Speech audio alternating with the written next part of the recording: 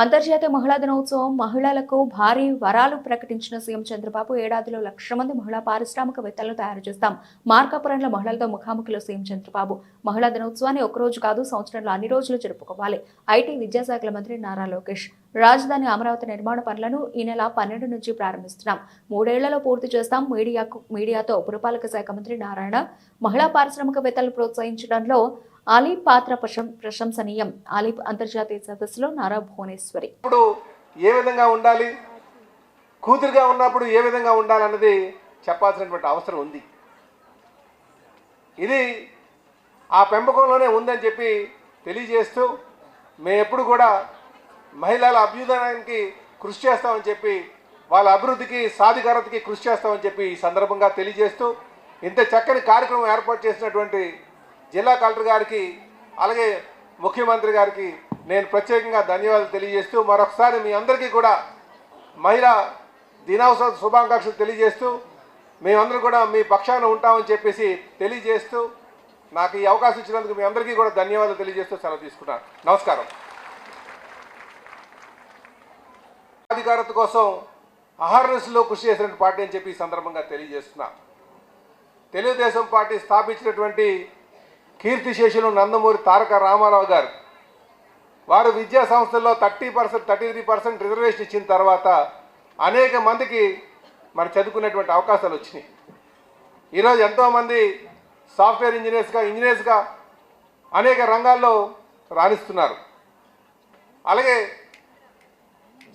స్వయం సహాయక బృందాల కింద ఏదైతే సెల్ఫ్ హెల్ప్ గ్రూప్స్ అంటున్నామో దాన్ని ప్రోత్సహించి ఈరోజు వారికి వాళ్ళ కాళ్ళపైన వాళ్ళని నించేటువంటి విధంగా చేసినటువంటి ముఖ్యమంత్రి గారు శ్రీ నారా చంద్రబాబు నాయుడు గారు ఈరోజు ప్రపంచానికే ఆదర్శంగా ఉండేటటువంటి ఆలోచన. అలాగే ఈరోజు యువ నాయకులు లోకేష్ బాబు గారు మహిళలకి సాఫ్ట్వేర్లో మంచి అవకాశాలు కల్పించాలి, మంచి ఉద్యోగాలు చేయాలనే అనర్నిశలు ఆలోచన చేస్తున్నటువంటిది.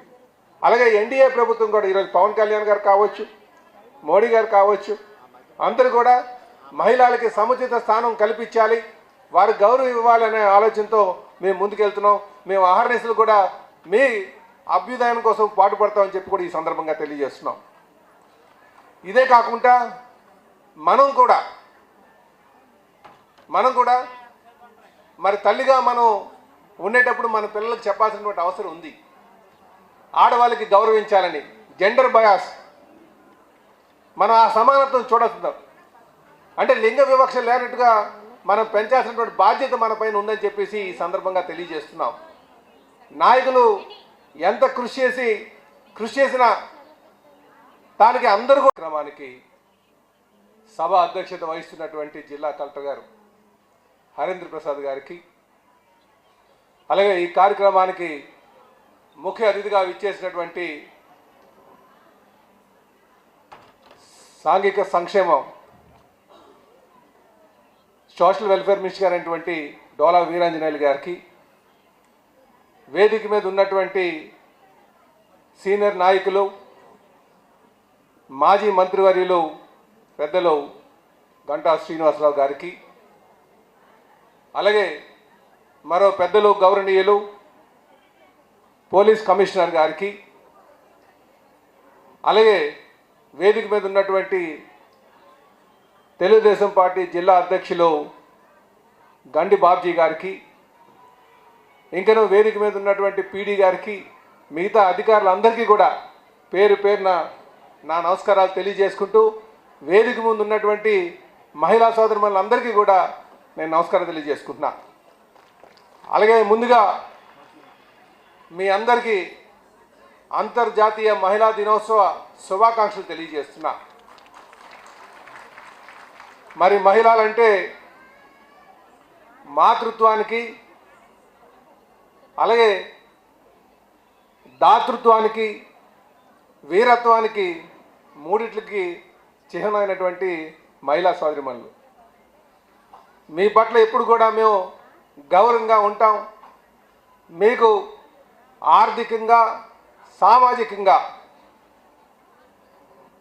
స్వావలంబం కోసం మేము ఎప్పుడు కూడా కృషి చేస్తామని చెప్పి ఈ సందర్భంగా తెలియజేస్తున్నాం. అలాగే తెలుగుదేశం పార్టీ ఎప్పుడు కూడా మహిళా సాధికారత కోసం అహర్నిశలో కృషి చేసిన పార్టీ అని చెప్పి ఈ సందర్భంగా తెలియజేస్తున్నా.